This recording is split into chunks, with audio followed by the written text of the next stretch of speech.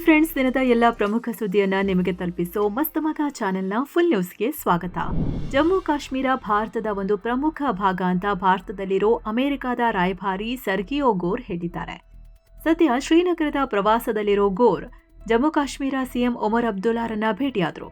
ಈ ವೇಳೆ ಮಾತನಾಡಿದ ಅಮೆರಿಕ ರಾಯಭಾರಿ, ಕಾಶ್ಮೀರ ಭಾರತದ ಒಂದು ಮುಖ್ಯವಾದ ಭಾಗ.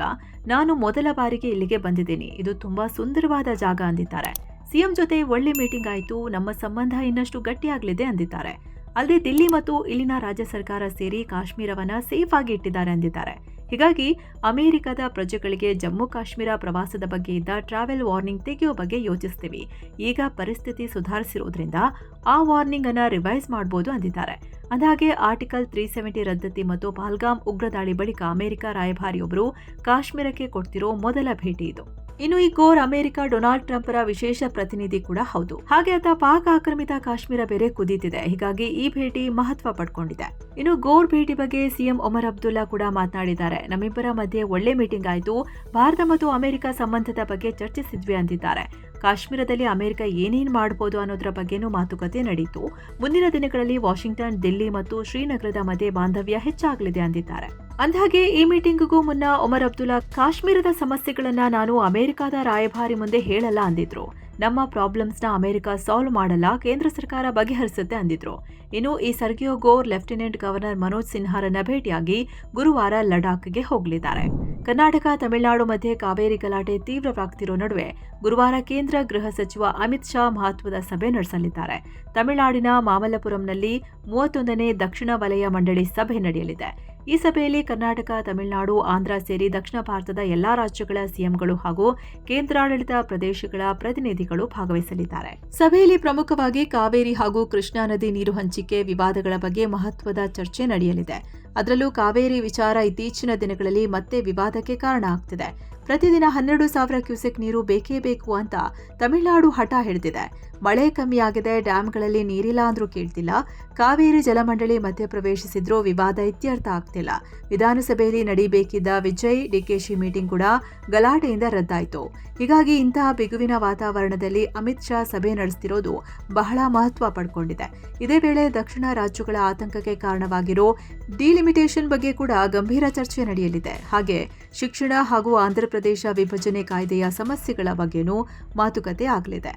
ಅಂದಹಾಗೆ ಕೇಂದ್ರ ಮತ್ತು ರಾಜ್ಯಗಳ ಬಾಂಧವ್ಯ ವೃದ್ಧಿಸೋ ಪ್ರಧಾನಿಯವರ ಟೀಮ್ ಭಾರತ್ ಪರಿಕಲ್ಪನೆಯಡಿ ಈ ಮೀಟಿಂಗ್ ನಡೆಯುತ್ತಿದೆ. ಈ ಬಾರಿಯ ಸಭೆಗೆ ತಮಿಳುನಾಡು ಆತಿಥ್ಯ ವಹಿಸಿದ್ದು ಸಿಎಂ ವಿಜಯ್ ಈ ಮಂಡಳಿಯ ಉಪಾಧ್ಯಕ್ಷರಾಗಿರ್ತಾರೆ. ಗೃಹ ಸಚಿವರು ಅಧ್ಯಕ್ಷರಾಗಿರ್ತಾರೆ. ಪ್ರತಿಷ್ಠಿತ ಹೋಟೆಲ್, ರೆಸ್ಟೋರೆಂಟ್ಗಳಲ್ಲಿ ಕೊಳೆತ ಆಹಾರ ಸಿಕ್ಕ ಬೆನ್ನಲ್ಲೇ ಇಡೀ ರಾಜ್ಯವನ್ನೇ ಬೆಚ್ಚಿ ಬೀಳಿಸೋ ಮತ್ತೊಂದು ಆಘಾತಕಾರಿ ಮಾಹಿತಿ ಹೊರಬಿದ್ದಿದೆ. ಈಗ ಜನಸಾಮಾನ್ಯರೆಲ್ಲ ಹುಷಾರಿಲ್ದಾಗ ಬಳಸೋ ಔಷಧಿಗಳನ್ನು ದೊಡ್ಡ ಮಟ್ಟದಲ್ಲಿ ಫೇಕ್ ಮಾಡಲಾಗ್ತಿದೆ ಅನ್ನೋದು ಗೊತ್ತಾಗಿದೆ. ಈ ಸಂಬಂಧ ರಾಜ್ಯದಲ್ಲಿ ನಕಲಿ ಔಷಧ ಮಾರಾಟ ಮಾಡ್ತಿದ್ದ ಬೃಹತ್ ಜಾಲವನ್ನ ಆಹಾರ ಮತ್ತು ಔಷಧ ನಿಯಂತ್ರಣ ಮಂಡಳಿಯ ಅಧಿಕಾರಿಗಳು ಭೇದಿಸಿದ್ದಾರೆ. ಬಿಡದಿ ಟೋಲ್ಗೇಟ್ ಬಳಿಯ ಕುರುಬಕೆರನಹಳ್ಳಿ ಅನ್ನೋ ಕಡೆ ಲೈಸೆನ್ಸ್ ಇಲ್ಲದ ಫ್ಯಾಕ್ಟರಿಯೊಂದರ ಮೇಲೆ ಅಧಿಕಾರಿಗಳು ದಾಳಿ ಮಾಡಿದ್ದು, ಈ ವೇಳೆ 6 ಕೋಟಿ ರೂಪಾಯಿ ಮೌಲ್ಯದ ನಕಲಿ ಔಷಧಗಳು ಪತ್ತೆಯಾಗಿವೆ. ಇದರಲ್ಲಿ ಜನಸಾಮಾನ್ಯರು ಕ್ಯಾನ್ಸರ್ ಚಿಕಿತ್ಸೆಗೆ ಬಳಸ್ತಿದ್ದ ಮಾತ್ರೆಗಳು, ಇಂಜೆಕ್ಷನ್ಗಳು, ಆಯಿಲ್ಗಳು ಇದ್ವು ಎನ್ನಲಾಗಿದೆ. ಪ್ರಶಾಂತ್ ಎಂಬ ವ್ಯಕ್ತಿ ಸ್ಥಳೀಯರಿಂದ ಫಾರ್ಮ್ ಹೌಸ್ ಅನ್ನ ಲೀಸ್ಗೆ ಪಡೆದು ಕಳೆದ 1 ವರ್ಷದಿಂದ ಈ ನಕಲಿ ದಂಧೆಯಲ್ಲಿ ತೊಡಗಿದ್ದ. ತೆಲಂಗಾಣ ಮತ್ತು ಹಿಮಾಚಲ ಪ್ರದೇಶದಿಂದ ನಕಲಿ ಔಷಧ ಕಾರ್ಖಾನೆಗಳಿಂದ ಜನರಿಕ್ ಔಷಧಿಗಳು ಮತ್ತು ಎಕ್ಸ್ಪೈರ್ಡ್ ಆದ ಔಷಧಿಗಳನ್ನು ಆಮದು ಮಾಡಿಕೊಳ್ಳಲಾಗ್ತಿತ್ತು. ನಂತರ ಇಲ್ಲಿ ಫೈಜರ್ನಂತಹ ಪ್ರತಿಷ್ಠಿತ ಮಲ್ಟಿನ್ಯಾಷನಲ್ ಕಂಪನಿಗಳ ಲೇಬಲ್ ಅಂಟಿಸಿ 50% ಕಡಿಮೆ ರೇಟ್ನಲ್ಲಿ ರಾಜ್ಯದ ವಿವಿಧ ಆಸ್ಪತ್ರೆಗಳಿಗೆ, ಮೆಡಿಕಲ್ ಸ್ಟೋರ್ಗಳಿಗೆ ಮಾರಾಟ ಮಾಡ್ತಿದ್ರು ಎನ್ನಲಾಗಿದೆ. ಈ ಮೂಲಕ ರೋಗಿಗಳ ಆರೋಗ್ಯದ ಜೊತೆ ಚೆಲ್ಲಾಟವಾಡೋದ್ರ ಜೊತೆಗೆ ಭಾರೀ ಪ್ರಮಾಣದಲ್ಲಿ ಹಣ ಸಂಪಾದಿಸಲಾಗ್ತಿತ್ತು ಎಂಬ ಆರೋಪ ಕೇಳಿಬಂದಿದೆ. ಆಘಾತಕಾರಿ ವಿಚಾರ ಅಂದ್ರೆ ಈ ನಕಲಿ ಹಾಗೂ ಅವಧಿ ಮುಗಿದ ಔಷಧಗಳು ಆಸ್ಪತ್ರೆಗಳ ಐಸಿಯು ಕೂಡ ತಲುಪಿರೋ ಶಂಕೆ ಇದೆ. ಒಂದೇ ದಿನದಲ್ಲಿ 6 ಕೋಟಿ ರೂಪಾಯಿ ಮೌಲ್ಯದ ನಕಲಿ ಔಷಧ ಸಿಕ್ಕಿದೆ ಅಂದ್ರೆ ಈಗಾಗಲೇ ಸಾರ್ವಜನಿಕರಿಗೆ ಎಷ್ಟು ಪ್ರಮಾಣದ ನಕಲಿ ಔಷಧ ತಲುಪಿರಬಹುದು ಅಂತ ಖುದ್ದು ಆರೋಗ್ಯ ಸಚಿವ ಯುಟಿ ಖಾದರ್ ಆತಂಕ ವ್ಯಕ್ತಪಡಿಸಿದ್ದಾರೆ. ಸದ್ಯ ಫ್ಯಾಕ್ಟರಿಯಲ್ಲಿ ಕೆಲಸ ಮಾಡ್ತಿದ್ದ ಪ್ರಭುದೇವ್ ಗೌಡ ಅನ್ನೋನನ್ನ ಬಂಧಿಸಲಾಗಿದ್ದು, ಇದರ ಹಿಂದೆ ದುಬೈ ಮೂಲದ ವ್ಯಕ್ತಿಯೊಬ್ಬನ ಕೈವಾಡವಿದೆ ಎನ್ನಲಾಗ್ತಿದೆ. ಇನ್ನು ಈ ದಂಧೆಯ ಆಳ ಅಗಲ ಪತ್ತೆ ಹಚ್ಚೋಕೆ ಎಸ್ಐಟಿ ತನಿಖೆ ನಡೆಸೋಕೆ ರಾಜ್ಯ ಸರ್ಕಾರ ಮುಂದಾಗಿದೆ ಅನ್ನೋ ಮಾಹಿತಿ ಸಿಕ್ಕಿದೆ.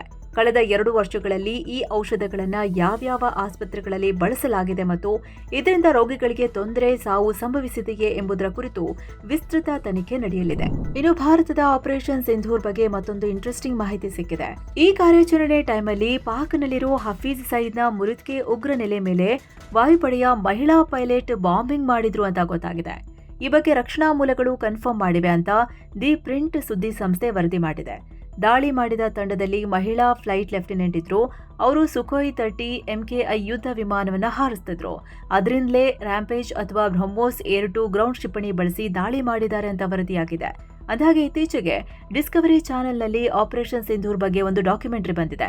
ಅದರಲ್ಲೂ ಮುಖ ಮುಚ್ಚಿರೋ ಒಬ್ಬ ಮಹಿಳಾ ಅಧಿಕಾರಿಯನ್ನ ಕೂಡ ತೋರಿಸಲಾಗಿತ್ತು.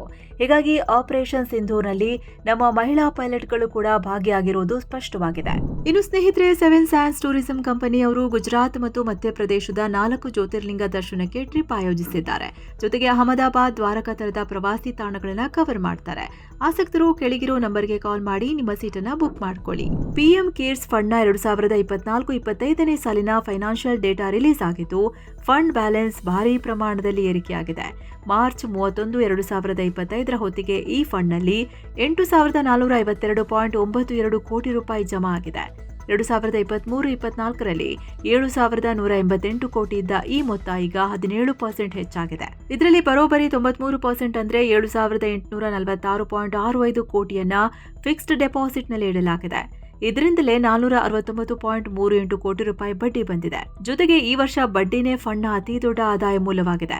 ಆದರೆ ಈ ವರ್ಷ ದೇಣಿಗೆ ಪ್ರಮಾಣ ಕಡಿಮೆಯಾಗಿದೆ. ದೇಶೀಯ ದೇಣಿಗೆ 681.81 ಕೋಟಿಯಿಂದ 479.05 ಕೋಟಿ ರೂಪಾಯಿಗೆ ಮತ್ತು ವಿದೇಶಿ ದೇಣಿಗೆ 11.35 ಲಕ್ಷದಿಂದ 9.28 ಲಕ್ಷ ರೂಪಾಯಿಗೆ ಇಳಿಕೆಯಾಗಿದೆ. ಜೊತೆಗೆ 2023-24ರಲ್ಲಿ 15.60 ಕೋಟಿ ಇದ್ದ ಖರ್ಚು 2024-25ರಲ್ಲಿ ಬರೀ 87.85 ಲಕ್ಷ ರೂಪಾಯಿಗೆ ಕುಸಿದಿದೆ. ಅಂದ್ರೆ 2024-25ರಲ್ಲಿ ಈ ಫಂಡ್ನಿಂದ ಕೇವಲ 87.85 ಲಕ್ಷ ರೂಪಾಯಿ ಖರ್ಚು ಮಾಡಲಾಗಿದೆ. ಇನ್ನು ಎಮರ್ಜೆನ್ಸಿ ಫಂಡ್ನ ಇಷ್ಟು ದೊಡ್ಡ ಮೊತ್ತದ ಹಣ ಬರೀ ಬ್ಯಾಂಕ್ನಲ್ಲಿ ಯಾಕೆ ಕುಳಿತಿದೆ? ಫೈನಾನ್ಷಿಯಲ್ ರೆಕಾರ್ಡ್ಸ್ ಕೊಡೋಕೆ ಇಷ್ಟು ಲೇಟ್ ಯಾಕೆ? ಕೆಲವು ಎಂಟ್ರೀಸ್ ಬಗ್ಗೆ ಸರಿಯಾದ ಮಾಹಿತಿ ಯಾಕಿಲ್ಲ ಅಂತ ಪತ್ರಕರ್ತರು, ಸಿಎಗಳು ಮತ್ತು ಹೋರಾಟಗಾರರು ಪ್ರಶ್ನಿಸುತ್ತಿದ್ದಾರೆ. ಇತ್ತ ಸಿಜೆಪಿ ಸಂಸ್ಥಾಪಕ ಅಭಿಜಿತ್ ದೀಪ್ಗೆ ಕೂಡ ರಿಯಾಕ್ಟ್ ಮಾಡಿದ್ದಾರೆ.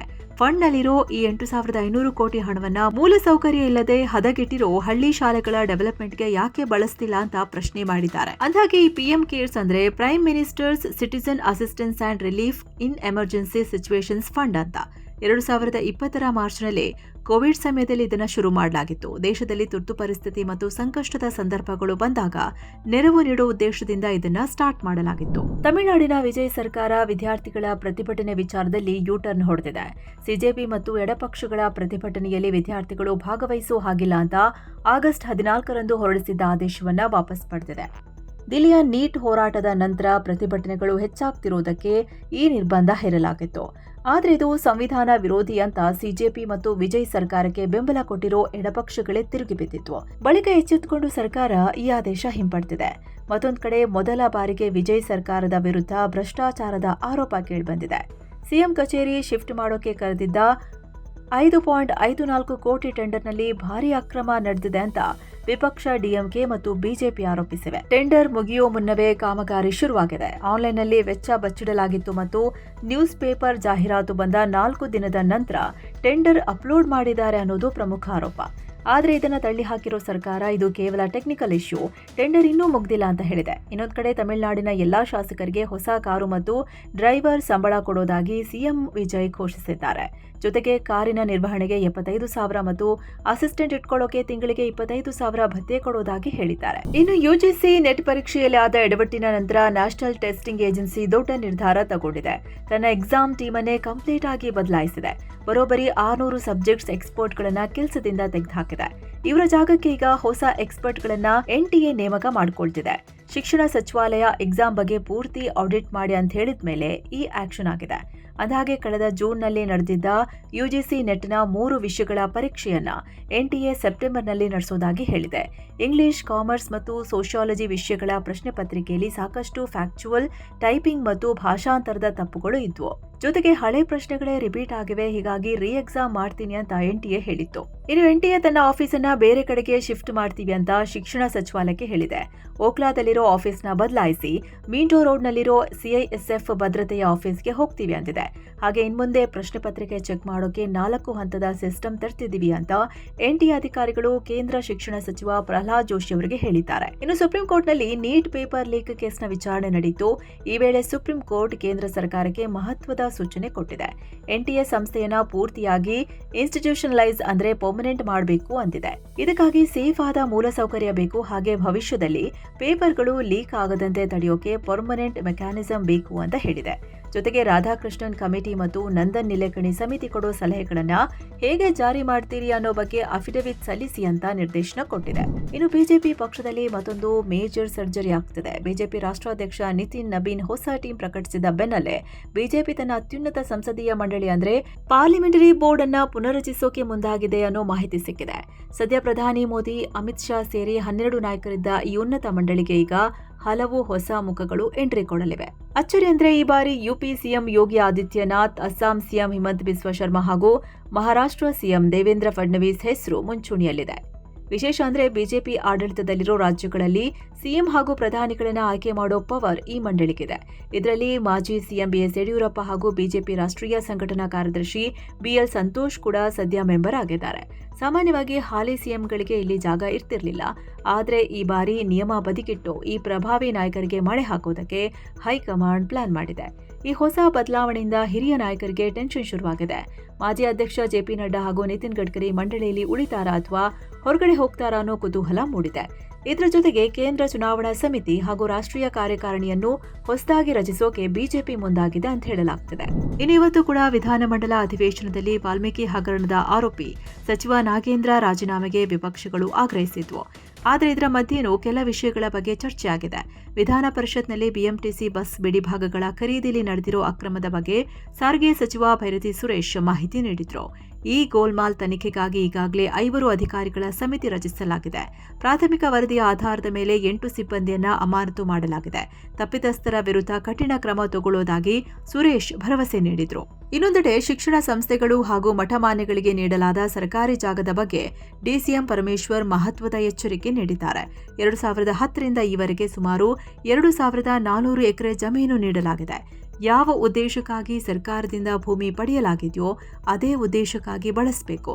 ಒಂದ್ ವೇಳೆ ದುರುಪಯೋಗ ಮಾಡಿದ್ರೆ ಅಂಥ ಜಮೀನನ್ನ ಸರ್ಕಾರನೇ ವಾಪಸ್ ಮುಟ್ಟುಗೋಲು ಹಾಕೊಳ್ಳುತ್ತೆ ಅಂತ ಡಿಸಿಎಂ ಹೇಳಿದ್ದಾರೆ. ಇನ್ನು ಅನಾರೋಗ್ಯದಿಂದ ನಿಧನರಾದ ಮಾಜಿ ಸಚಿವ ಬಿಸಿ ನಾಗೇಶ್ ಅವರಿಗೆ ಸದನದಲ್ಲಿ ಸಂತಾಪ ಸೂಚಿಸಲಾಯಿತು.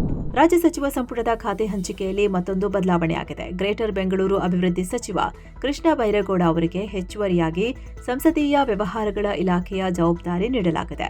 ಸಿಎಂ ಡಿಕೆ ಶಿವಕುಮಾರ್ ಅವರ ಶಿಫಾರಸಿನ ಮೇರೆಗೆ ಖಾತೆಗಳ ಮರುಹಂಚಿಕೆ ಮಾಡಲಾಗಿದೆ ಅಂತ ರಾಜ್ಯಪಾಲರ ಕಚೇರಿ ಪ್ರಕಟಣೆ ತಿಳಿಸಿದೆ. ಕರ್ನಾಟಕ ಸರ್ಕಾರ ಪಿಂಚಣಿದಾರರಿಗೆ ದೊಡ್ಡ ಶಾಕ್ ಕೊಟ್ಟಿದೆ. ರಾಜ್ಯಾದ್ಯಂತ ಪರಿಶೀಲನೆ ನಡೆಸಿ 18,06,032 ಜನರಿಗೆ ಪಿಂಚಣಿಯನ್ನ ತಡೆ ಹಿಡಿದಿದೆ. ಸಂಯೋಜನೆ ಅನ್ನೋ ಮೊಬೈಲ್ ಆಪ್ ಮೂಲಕ ಕುಟುಂಬದ ಮಾಹಿತಿ ಪರಿಶೀಲಿಸಿ ಶಂಕಿತ ಅನರ್ಹರನ್ನ ಗುರುತಿಸಿ ಅವರಿಗೆ ಹೋಗ್ತಿದ್ದ ಪಿಂಚಣಿ ನಿಲ್ಲಿಸಿದ್ದಾರೆ. ಅಂದ್ರೆ ಕುಟುಂಬದ ಆದಾಯ ಅಥವಾ ಕೆಲವು ಮಾಹಿತಿ ಮ್ಯಾಚ್ ಆಗದೆ ಇರೋರಿಗೆ ಪಿಂಚಣಿ ನಿಂತಿದೆ. ಬಳಿಕ ಎಲ್ಲಾ ದಾಖಲೆಗಳು ಸರಿ ಇರೋ ಸೂಕ್ತ ದಾಖಲೆ ನೀಡಿದ್ರೆ ಅರ್ಹರಿಗೆ ಮತ್ತೆ ಪಿಂಚಣಿ ಶುರು ಆಗುತ್ತೆ. ರಾಜ್ಯದಲ್ಲಿ ಒಟ್ಟು 83,12,536 ನೋಂದಣಿ ಆಗಿರೋ ಪಿಂಚಣಿದಾರರಿದ್ದು ಅದರಲ್ಲಿ 23,14,544 ಶಂಕಿತ ಪ್ರಕರಣಗಳಿವೆ. 3 ಶಂಕಿತ ಕಾಡುಗೊಳ್ಳರ ಸಾವಿಗೆ ಕಾರಣವಾದ ಹನೂರು ಅರಣ್ಯ ಗುಂಡಿನ ಚಕಮಕಿ ಪ್ರಕರಣಕ್ಕೆ ಈಗ ಹೊಸ ತಿರುವು ಸಿಕ್ಕಿದೆ. ಘಟನೆಯಲ್ಲಿ ನಾಪತ್ತೆಯಾಗಿದ್ದ ಮಹಿಮಾ ದಾಸ್ ಅನ್ನೋ ವ್ಯಕ್ತಿ ವಿಡಿಯೋ ಬಿಡುಗಡೆ ಮಾಡಿದ್ದಾರೆ.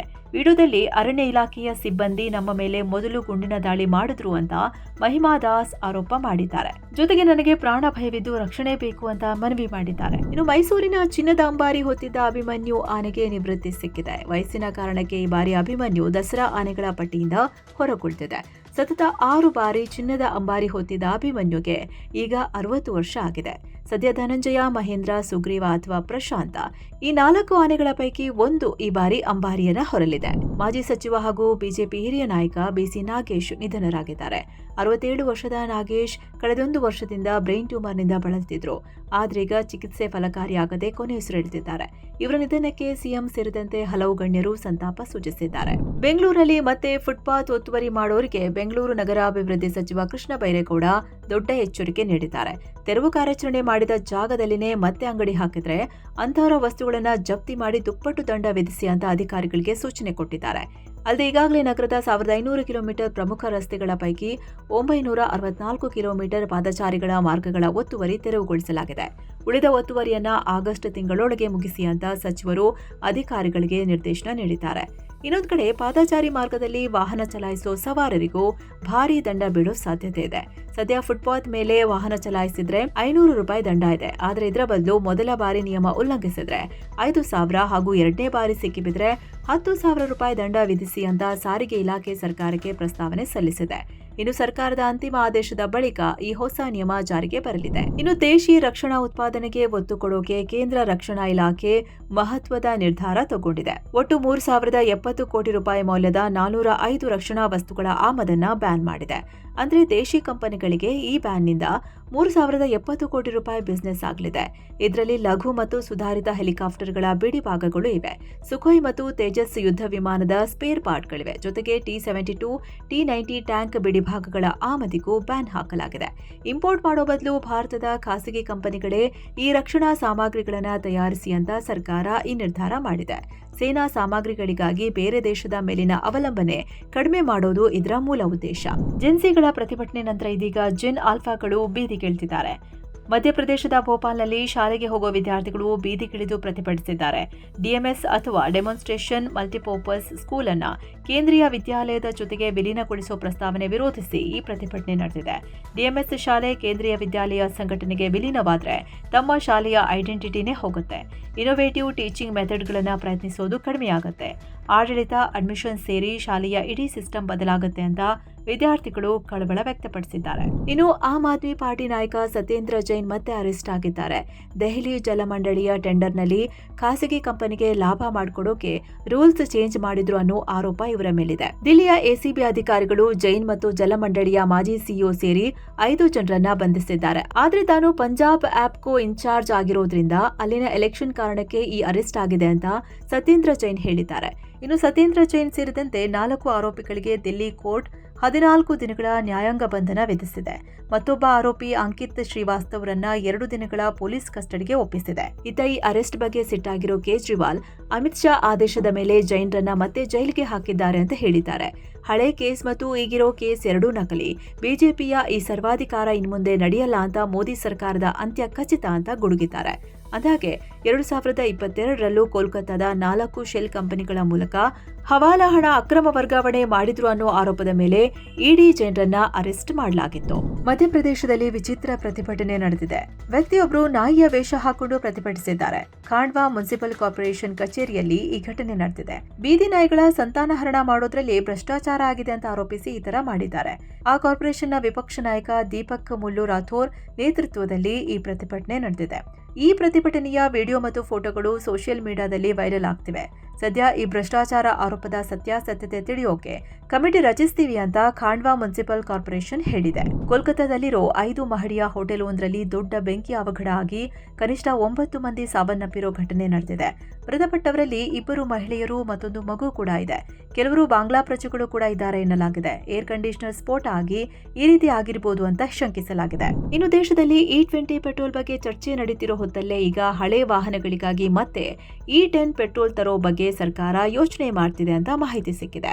E20 ಜೊತೆಗೆ ದೇಶದಲ್ಲಿ E10 ಪೆಟ್ರೋಲ್ ಕೂಡ ಸಿಗಬಹುದು ಎನ್ನಲಾಗ್ತಿದೆ. ಸದ್ಯ ಕೇಂದ್ರ ಸರ್ಕಾರ ಈ ಬಗ್ಗೆ ಇಂಡಸ್ಟ್ರಿಗಳ ಜೊತೆ ಮಾತುಕತೆ ಮಾಡ್ತಿದೆ ಅಂತ ಮಾಧ್ಯಮಗಳು ವರದಿ ಮಾಡಿವೆ. ಅಂದಾಗೆ E20 ಪೆಟ್ರೋಲ್ ಬಗ್ಗೆ ದೇಶದಾದ್ಯಂತ ಪರವಿರೋಧ ಎದ್ದಿದೆ. ಹಳೆ ಗಾಡಿಗಳಿಗೆ ಇದನ್ನ ಹಾಕಿದ್ರೆ ಮೈಲೇಜ್ ಕಮ್ಮಿ ಆಗ್ತಿದೆ ಅನ್ನೋ ದೂರುಗಳಿವೆ. ಜೊತೆಗೆ ಇಂಜಿನ್ ಪಾರ್ಟ್ಸ್ಗಳು ಬೇಗ ಹಾಳಾಗ್ತಿವೆ ಅಂತ ಕೂಡ ಹೇಳಲಾಗಿತ್ತು. ಅಲ್ಲದೆ ಇತ್ತೀಚೆಗೆ ಸರ್ಕಾರದ ಮುಖ್ಯ ಆರ್ಥಿಕ ಸಲಹೆಗಾರ ಅನಂತ್ ನಾಗೇಶ್ವರನ್ ಹಳೆ ಗಾಡಿಗಳನ್ನ ಕಾಪಾಡೋಕೆ E20 ಜೊತೆಗೆ E10 ಕೂಡ ಕೊಡಬೇಕು ಅಂದಿದ್ರು. ಇನ್ನು ಗಾಲೆಯಲ್ಲಿ ನಡೆದ ಶ್ರೀಲಂಕಾ ವಿರುದ್ಧದ ಮೊದಲ ಟೆಸ್ಟ್ನಲ್ಲಿ ಟೀಂ ಇಂಡಿಯಾ 165 ರನ್ಗಳ ಅಂತರದಲ್ಲಿ ಜಯ ಗಳಿಸಿದೆ. ಎರಡನೇ ಇನ್ನಿಂಗ್ಸ್ನಲ್ಲಿ 372 ರನ್ಗಳ ಟಾರ್ಗೆಟ್ ಬೆನ್ನತ್ತಿದ್ದ ಲಂಕಾ ಆರಂಭದಲ್ಲೇ 4ನೇ ದಿನ 4 ವಿಕೆಟ್ ಕಳ್ಕೊಂಡು ಆಘಾತ ಅನುಭವಿಸಿತ್ತು. ಇನ್ನು ಕೊನೆಯ ದಿನ ಕೇವಲ 206 ರನ್ ಗಳಿಸುವಷ್ಟರಲ್ಲಿ ಸಿಂಹಳಿಯರು ಆಲ್ಔಟ್ ಆಗಿ ಪಂದ್ಯ ಸೋತರು. ಈ ಟೆಸ್ಟ್ನಲ್ಲಿ ಭಾರತದ ಮಾನವ್ ಸುತಾರ್ 10 ವಿಕೆಟ್ ಪಡೆದು ಮಿಂಚಿದ್ರು. ಮೊದಲ ಇನ್ನಿಂಗ್ಸ್ನಲ್ಲಿ 167 ಹಾಗೂ ಎರಡನೇ ಇನ್ನಿಂಗ್ಸ್ನಲ್ಲಿ 44 ರನ್ ಬಾರಿಸಿದ Devdutt Padikkal player of the match ಪ್ರಶಸ್ತಿಗೆ ಭಾಜನರಾದರು. ಭಾರತದ ಷೇರುಪೇಟೆಯಲ್ಲಿ ಇವತ್ತು ಕೂಡ ನಷ್ಟ ಆಗಿದೆ. ದಿನದ ವಹಿವಾಟಿನ ಅಂತ್ಯಕ್ಕೆ ಸೆನ್ಸೆಕ್ಸ್ 325 ಪಾಯಿಂಟ್ಸ್ ಅಥವಾ 0.42% ಡೌನ್ ಆಗಿ 76,909ಕ್ಕೆ ರೀಚ್ ಆಗಿದೆ. ನಿಫ್ಟಿ 76 ಪಾಯಿಂಟ್ಸ್ ಅಥವಾ 0.32% ಬಿದ್ದು 24,078ಕ್ಕೆ ತಲುಪಿದೆ. ನಿಫ್ಟಿ ಮಿಡ್ ಕ್ಯಾಪ್ 0.25% ಬಿದ್ದರೆ ನಿಫ್ಟಿ ಸ್ಮಾಲ್ ಕ್ಯಾಪ್ 0.63% ಡೌನ್ ಆಗಿದೆ. ಮತ್ತೆ ಇರಾನ್ ಅಮೆರಿಕ ಸಂಘರ್ಷ ನಿಲ್ಲಿಸೋಕೆ ಯಾವುದೇ ಒಪ್ಪಂದ ಆಗದ ಕಾರಣ ಮಾರ್ಕೆಟ್ ಸತತವಾಗಿ 7ನೇ ಬಾರಿ ಲಾಸ್ ಮಾಡಿಕೊಂಡಿದೆ. ಇರಾನ್ ಅಮೆರಿಕ ನಡುವೆ ಡೀಲ್ ಮಾಡಿಕೊಳ್ಳೋಕೆ ಹಾಕಿದ್ದ 60 ದಿನಗಳ ಡೆಡ್ಲೈನ್ ಮುಕ್ತಾಯವಾಗಿ ಮಿಡ್ಲ್ ಈಸ್ಟ್ ಉದ್ವಿಗ್ನತೆ ಜಾಸ್ತಿಯಾಗಿದೆ. ಇತ್ತ ಅಮೆರಿಕ ಅಧ್ಯಕ್ಷ ಟ್ರಂಪ್ ಹಡಗುಗಳ ಓಡಾಟಕ್ಕೆ ಹಾರ್ಮುಜ್ ಜಲಸಂಧಿ ಮುಕ್ತವಾಗಿದೆ ಅಂತ ಹೇಳಿದ್ರೆ ಇರಾನ್ ಮಾತ್ರ ಹಾರ್ಮುಜ್ ಬಂದ್ ಅಂತ ಹೇಳ್ತಿದೆ. ಈ ಉದ್ವಿಗ್ನತೆ ಅನಿಶ್ಚಿತತೆಯಿಂದ ಕಚ್ಚಾ ತೈಲ ಬೆಲೆ ಏರಿಕೆ ಆಗ್ತಿದೆ. ಈ ವಿಡಿಯೋ ರೆಕಾರ್ಡ್ ಮಾಡುವಾಗ ಪ್ರತಿ ಬ್ಯಾರೆಲ್ ಬ್ರೆಂಟ್ ಕ್ರೂಡ್ ಆಯಿಲ್ ಬೆಲೆ $91.96 ಇತ್ತು. Adani Ports, Mahindra and Mahindra, Bharti Airtel, HDFC bank, Axis bank ನಷ್ಟ ಮಾಡಿಕೊಂಡಿವೆ. ಆದರೆ HCL tech, Eternal Kotak bank, Sun Pharma, Infosys, Titan, TCS ಲಾಭ ಮಾಡಿಕೊಂಡಿವೆ. ಒಟ್ಟಾರೆ BSEನಲ್ಲಿ 1807 ಸ್ಟಾಕ್ಸ್ ಗ್ರೀನ್ ನಲ್ಲಿದ್ರೆ 2483 ಸ್ಟಾಕ್ಸ್ ರೆಡ್ ನಲ್ಲಿವೆ. ಇನ್ನು ಡಾಲರ್ ಮುಂದೆ ರೂಪಾಯಿ ಮೌಲ್ಯ 2 ಪೈಸೆ ಬಿದ್ದು $95.76 ಆಗಿದೆ. ಇನ್ನು ಫುಡ್ ಡೆಲಿವರಿ ಆಪ್ ಸ್ವಿಗ್ಗಿ ಕೂಡ ಈಗ ಪಕ್ಕಾ ದೇಸಿ ಕಂಪನಿ ಆಗ್ತಿದೆ. ಇದಕ್ಕಾಗಿ ಸ್ವಿಗ್ಗಿ ಷೇರುದಾರರು ಕೊನೆಗೂ ಗ್ರೀನ್ ಸಿಗ್ನಲ್ ಕೊಟ್ಟಿದ್ದಾರೆ. ಕಂಪನಿಯಲ್ಲಿ ವಿದೇಶಿ ಬಂಡವಾಳವನ್ನ 49.5%ಗೆ ಫಿಕ್ಸ್ ಮಾಡಲಾಗಿದೆ.